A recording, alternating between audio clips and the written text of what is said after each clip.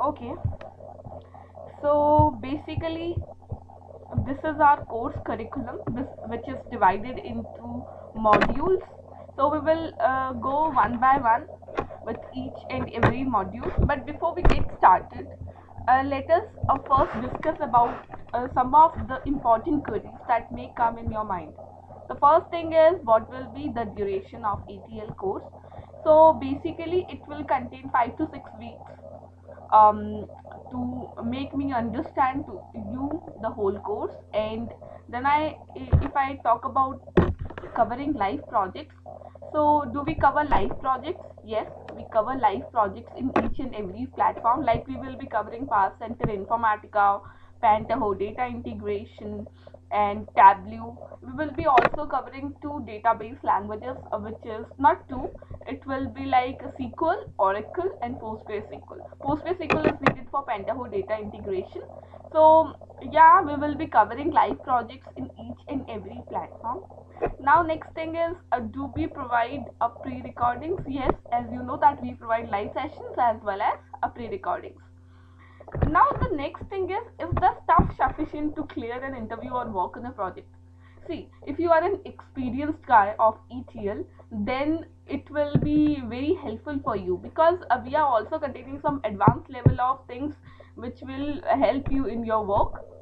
Or if you have no knowledge about ETL, then also that's fine, because we are starting from the very basic, which will help you to learn each and every topic very easily. So now the next thing is, the tools which we are covering are free or not? So basically, whatever tool I will be covering in the whole course, it all of them are free of cost. Okay, so you can download it from the internet. And let's start. So in the first module we'll see.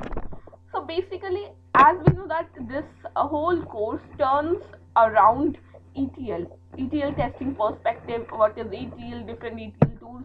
The first thing we must know, that why do we need ETL?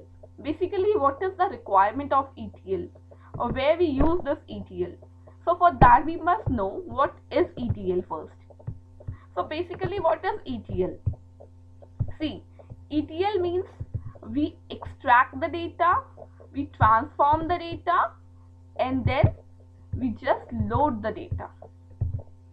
So when I talk about extraction, from where we are going to extract the data, from where we are going to transform that data, or with the help of which tool, or what we are going to do all of these things. So basically, what we will do, we will be extracting data from different sources. Like, let us assume that different sources are having different formats. Like if I talk about the first format, it is of XLS format. Fine. And if I talk about the next format, which is in Oracle, we can say Oracle format, the next data source. And if I talk about the other sources, like different sources, fine. So basically, in ETL process, we extract data from different sources, and then we put the data in a staging area where we are going to transform that data, and then we load that data into the data warehouse, or a target destination, we can say. So this is all about ETL. I'll explain it in more detailed manner when we'll move forward. So till then, let's see what is the requirement of ETL. So let me explain this through an analogy, like through an example. Wait a second. Okay, let me first show you all of the things that I have listed out.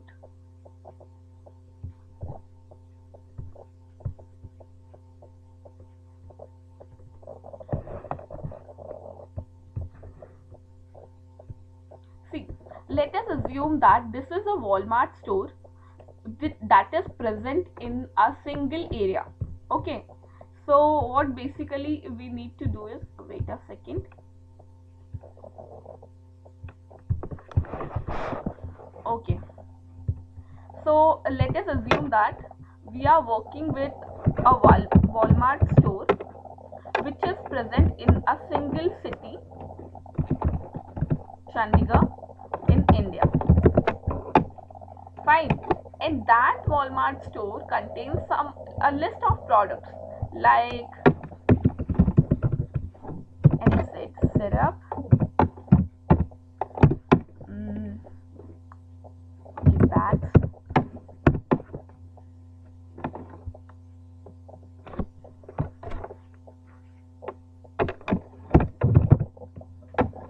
let me go with bar of soap, tofu, sauce. Okay, these kind of products are present in a Walmart store. As we know that usually in a store, what kind of products do present, right? So let us assume that there is a Walmart store which is present in a city, single city in a country, and it has a list of products to provide to their customer. Okay. Now, if I talk about this single Walmart store, on the basis of this data, some more data gets generated. What kind of data gets generated?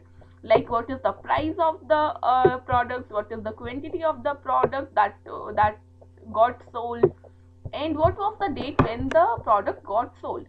So to answer these kind of questions, obviously we generate more data. Like let us assume that the Pierce bar, the quantity was 60 which got sold, sorry, the price is 60, let us assume, and the quantity is 12 which got sold, and it got sold on 20th of November 2020. Fine. So let me elaborate. Like this is the price and this is the quantity which got sold, and this is the date on which it got sold. Fine. So see what is happening basically in this Walmart store. We are getting more data generated again and again in the coming days. So basically to analyze this data, what we're gonna do, we just can analyze this data with the help of a single database, because this data is present in a single database. Fine. So we don't need any tool to analyze this data. But what if, let me tell you one more thing. See, on the basis of this data which has got generated, what will happen, some more business queries will get arise. What kind of business queries I am talking about, let me show you. See, like which all products are more in demand in the month of October. See, these kind of predictable questions which will get arise on the basis of that business data. Okay, and which product is less in demand in the last year, which product was less in demand in the year to 2018. Or if we divide our products into categories, like what if I do that, there are 2 products in category A, there are 3 products in category B, and there are some products in category C. If we divide like this, if we write out,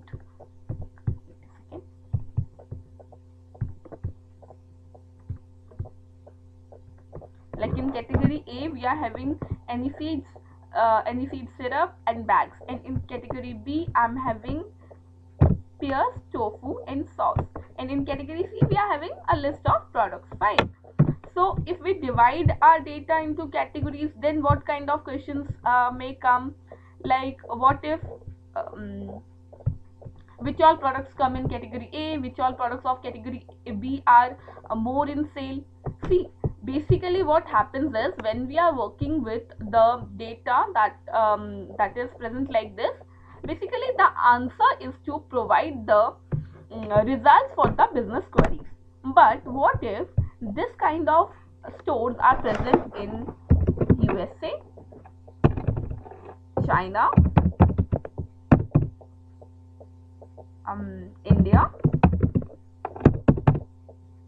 and Russia. Fine. So if different Walmarts are stored, are present in different countries, in different cities, then how we will be managing the data, how we will be managing the data to answer the business queries. Like, see, basically if USA is a country, then it will be using a different format. Like it is using Oracle format for storing their database.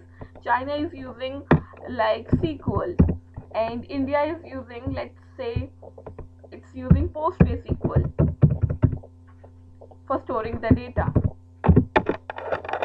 and Russia is using, let's assume that it's using Google Sheets.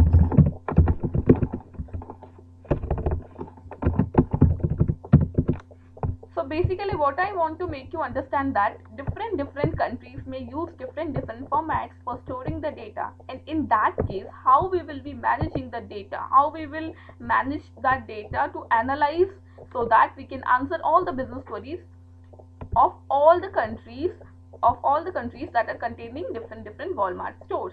How we will manage that? But each and every country is having the same Walmart store with the same products. Fine. So in those cases, what we need to do, we just need to extract this data from different sources, and then we will put the data into a single staging area, and then we are going to verify this data, or we can say integrate this data, transform this data, then we will put this data into a single destination area. And after putting that things in the single area, we can analyze that data, because at that point of time the data will be in a single format.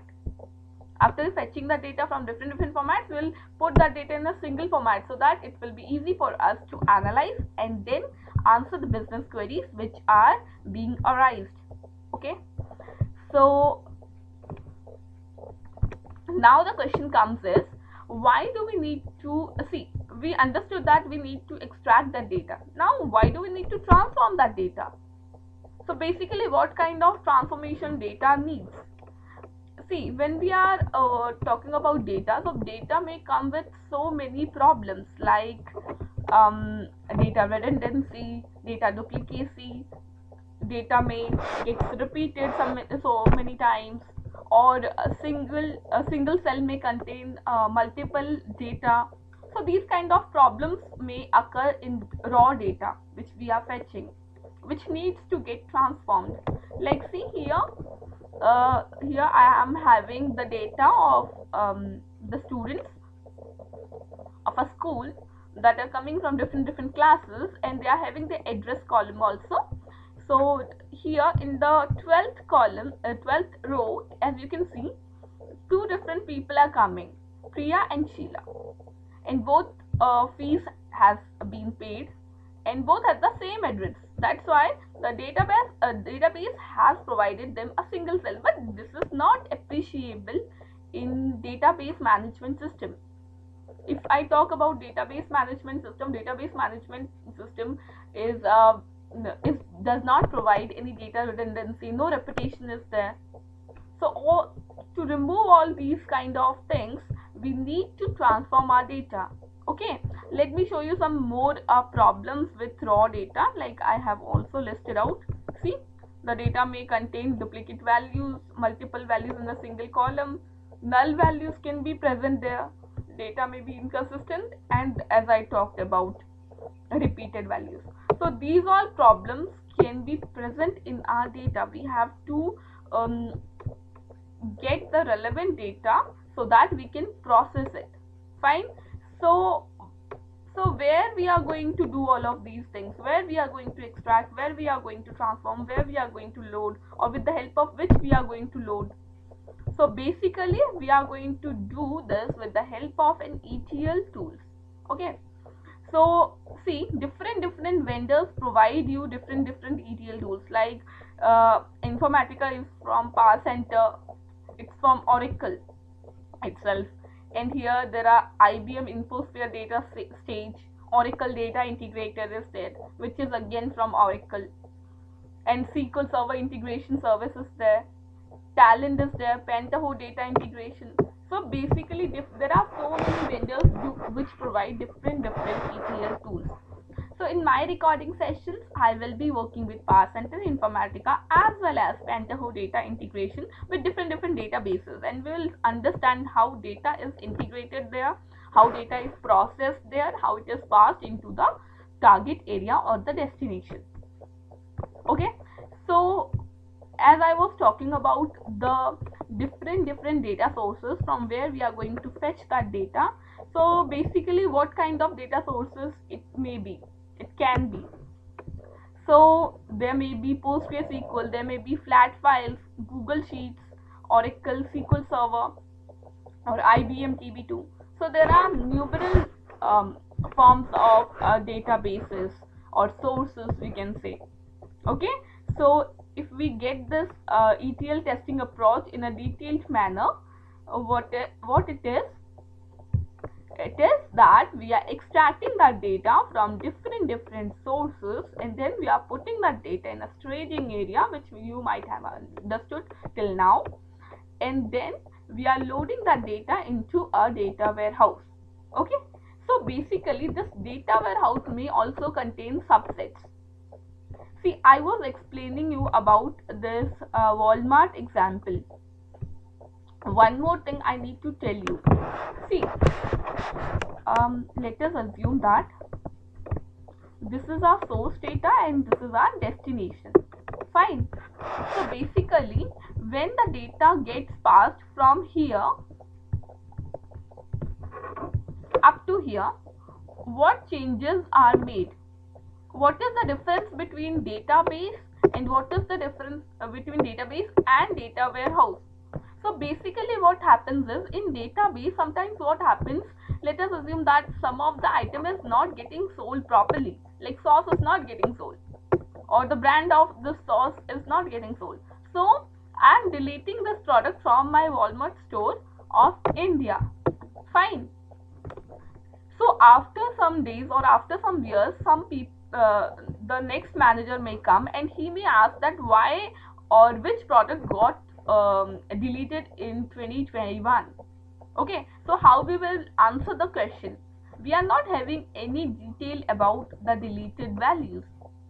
So basically, when the data gets passed in data warehouse, it will not only keep the updated values,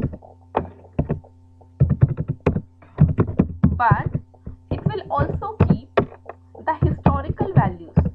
That means the values which had already got deleted from the database. So this is the main difference between database and data warehouse. It will keep all the historical values as well as the updated values, so that whenever the product may get deleted, something may get deleted, like, then that data could be fetched from data warehouse. Okay, so I was talking about this. So basically this data which we are working with right now is called as OLTP, and the data which is containing historical data as well as updated data is known as OLAP. OLTP means online transaction process and OLAP means online analysis process, analytical process. Fine. So see, in OLTP data, you have to keep in mind that OLTP data contains only the updated data, and OLAP system contains the updated data as well as historical values, historical data. Fine. I was on the PPT. So here we were talking about the subsets. So basically, what are subsets? Okay, so basically the subsets are the subparts of data warehouse, like the data marts. We'll talk about them. Okay, so let me just elaborate a little. So basically, when we are storing our data in a data warehouse, we have to put the data in we can say in an arranged manner.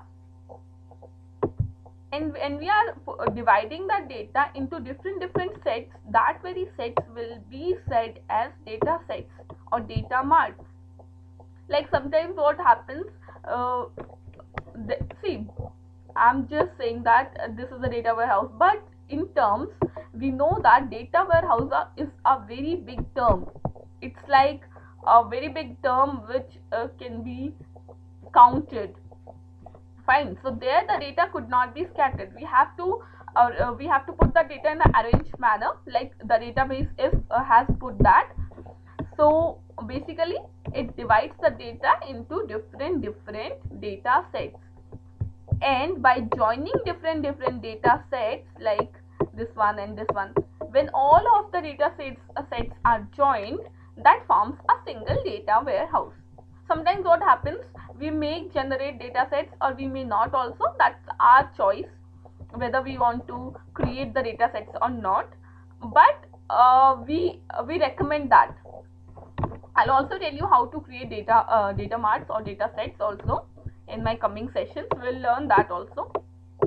Okay, now comes the question that what is the things that we are talking about, like the extraction, the transformation, the loading. Who all do this? So basically, the role of an ETL tester. This is the basic role of an ETL tester. The ETL tester will not only test that data, whether the data is correct or not, whether the data that is coming from different formats, it is having the correct data or not, whether there are null values or not, whether the data is having any duplicacy or not. This is not only the task of an ETL tester. That ETL tester will also should also know how we could fetch the data, how the data is getting transformed, so that it can he can find, or he or she can find the errors. Like sometimes what happens, like let us assume that an ETL developer has developed something, like he is extracting data from some source, and then he is transforming that data, and then he is loading that data. Fine. And while transforming, he is using some kind of transformation. Like let us assume that the transformation is called okay, let us assume that that is a joiner transformation. Fine. So if you will have no knowledge about the transformation that is performed by the ETL developer, how you gonna test it? So basically, you must know the basic terms of developing. Our course is not about developing, it's about testing, as well as some little terms of developing, so that the tester must know what is the process, how the process is going on, so that the testing can be done. Fine. So these all are a list of tasks that the ETL tester perform, like reconcile the records with source data. What does that mean? Reconciles a record with source data means, like let us assume that this is our source file. Fine. The source file is containing around 10 records. Okay. And when we are fetching that data and putting that data into another destination, then the ETL tester has to ensure that all the data, all the records has been passed. Fine. None of the record must be erased in the process of ETL, or we can say that no null value should be passed into the destination. So this is the task of an ETL tester. And if I talk about the next thing, that is data type check, yes, that is must, and that is very important task. See, sometimes what happens, Piyush, like let's see that I'm passing this data into another destination, and while passing you have to provide the correct name of the column, as well as the data type, as well as the precision. What I'm talking about, like this is the column name, okay, and it is containing the data type as varchar. Varchar means which contains alphabet type of value, okay. And then I'll say what is the precision. So how many values, how many maximum values this name column is having. Like if I talk about this value, it is containing 5, 6, 7, 8, 9, 10, 11, 12. Okay, so the precision that I have to provide is 12. If I'll not provide this precision, then all the values will not get passed, because the maximum values need to provide it.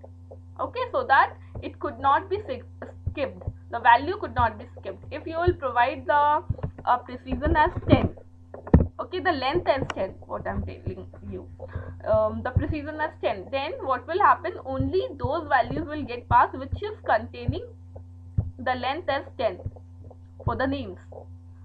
So here how many alphabets will get passed? Only 10 letters will get passed, and the other letters will get skipped. So this data type check is must, okay, which is to be done by the ETL tester. And now the next role is to ensure that no spam data is loaded. Sometimes what happens, yeah,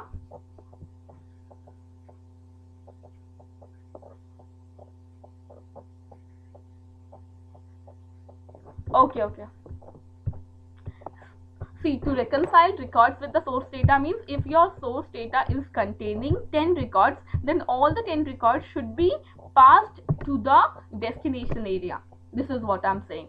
If it is sometimes what happens when we are processing in ETL tool, sometimes what happens that we are having 5 records, and when we are passing those 5 records into the destination, there are 4 records which got passed and 1 is missing. So you have to make sure that all the records are getting passed. Yeah.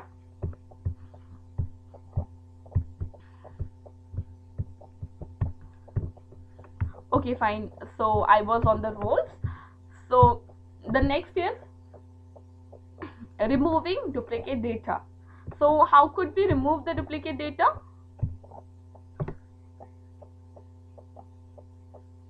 Yeah. Can you mute your mic? Actually, it's very loud, the noise that is coming from your side. It's okay. Okay, so the third point that we were discussing about is ensure no spam data is loaded. When I talk about spam data, so I will show you an example in Informatica when we will be covering that very topic. Like sometimes what happens, like when we are providing different length or data type or some other details, then what happens is the data that we are getting over here, we don't get the same in our destination. Sometimes some other kind of data, other format of data gets passed. I'll show you this example shortly, because this happens so many times when we are working in Informatica.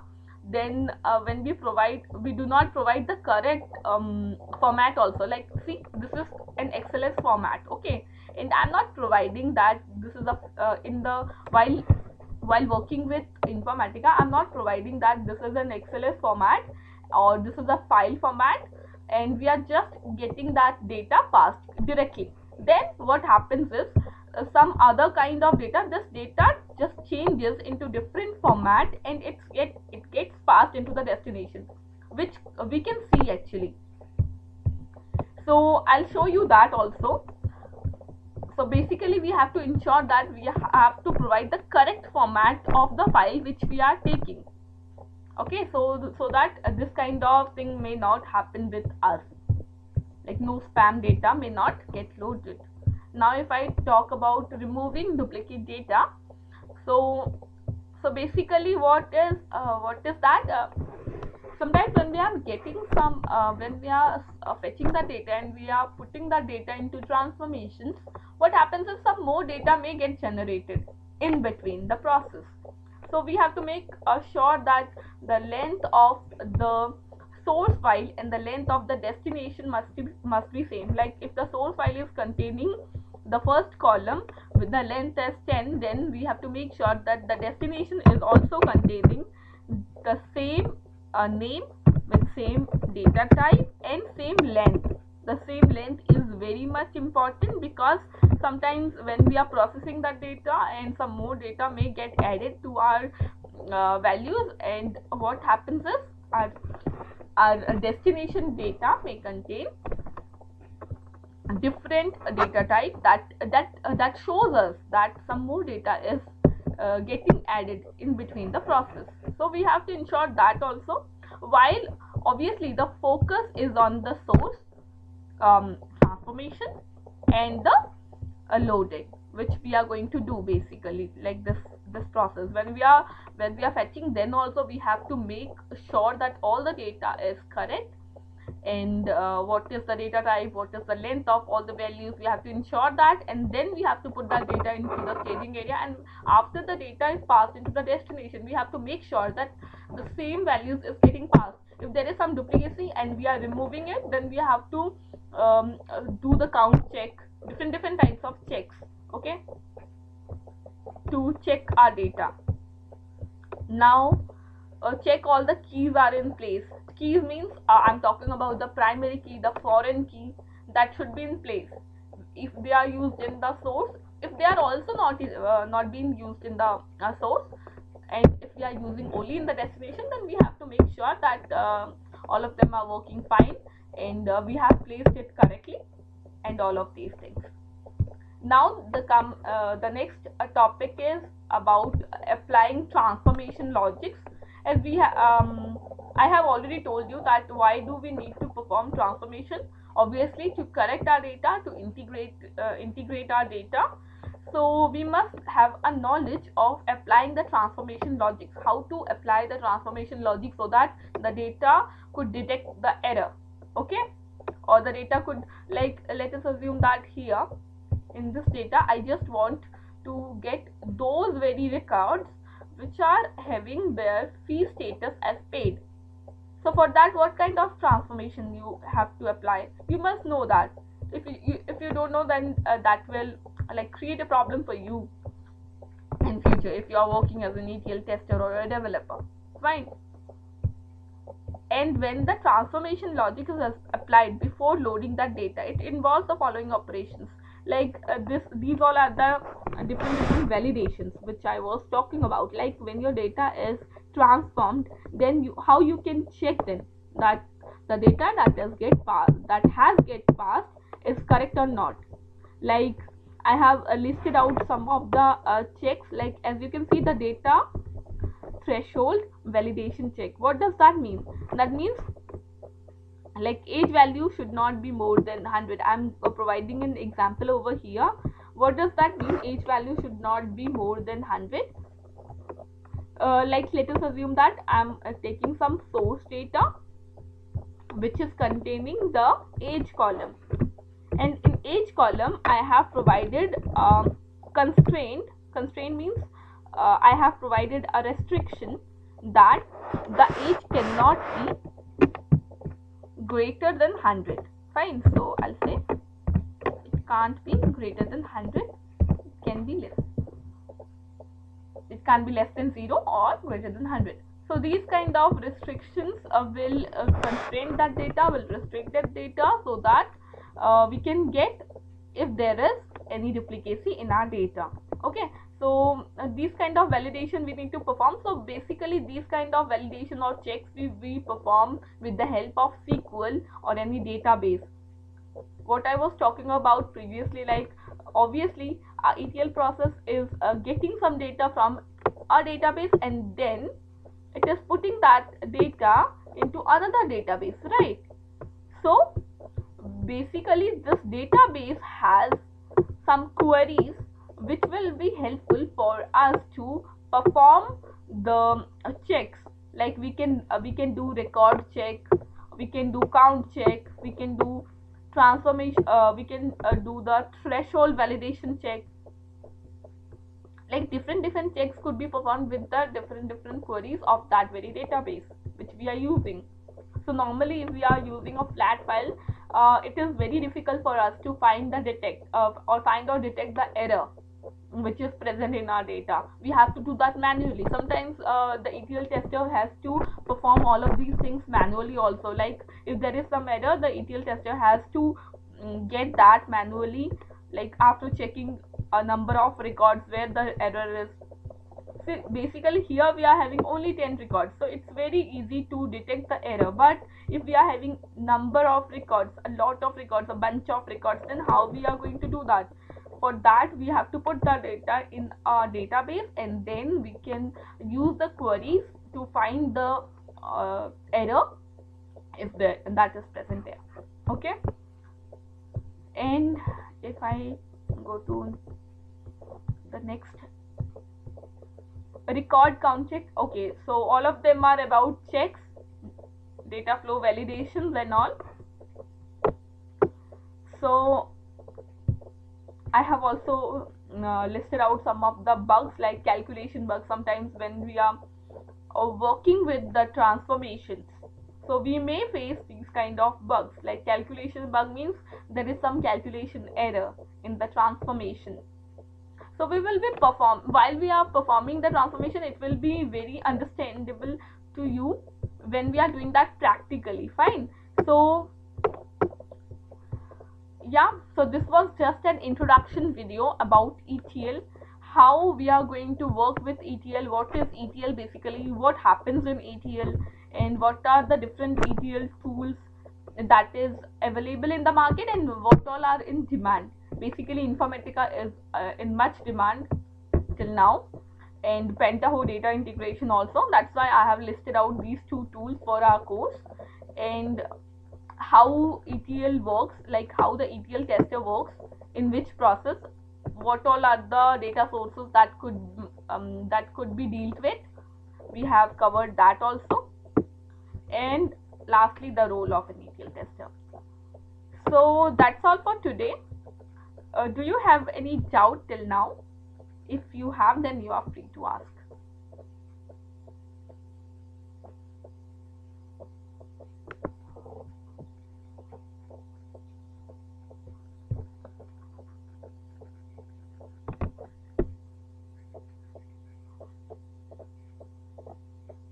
Okay.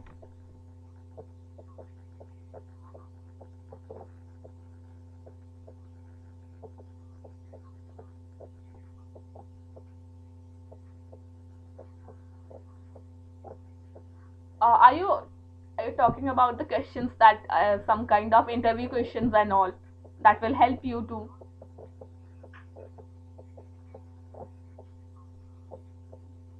sessions? Yeah.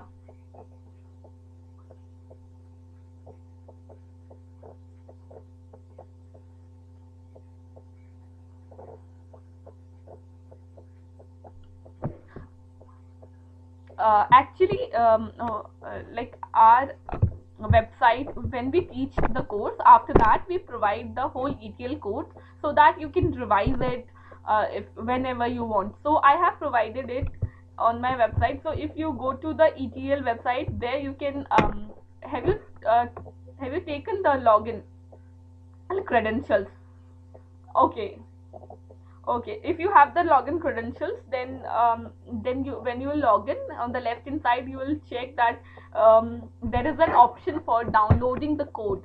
So from there you can download the code, and you will get all of the stuff which I have explained today, or I will be explaining in the coming sessions. So from there you can get that and revise whatever we have explained, or whatever we have discussed. Yeah.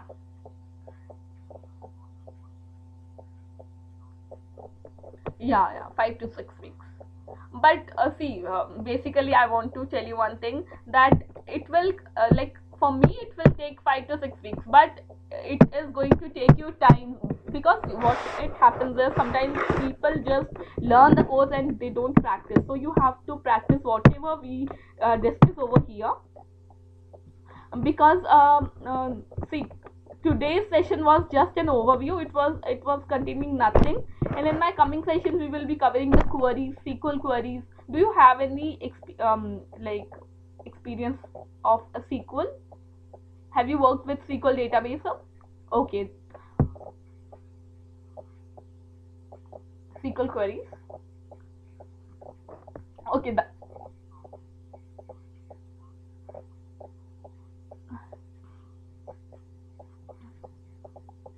Okay, okay. Okay, then that's fine. It will be not so difficult for you, because when we know that how to use the queries, like the structure of queries, then it's not that much difficult for us. But see, I'll also say that please practice whatever we will do in my coming sessions, because that is going to be a little bit tough. So yeah, that's all.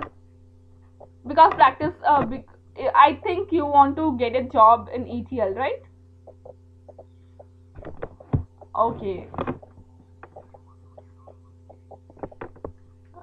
Uh, okay, fine, fine.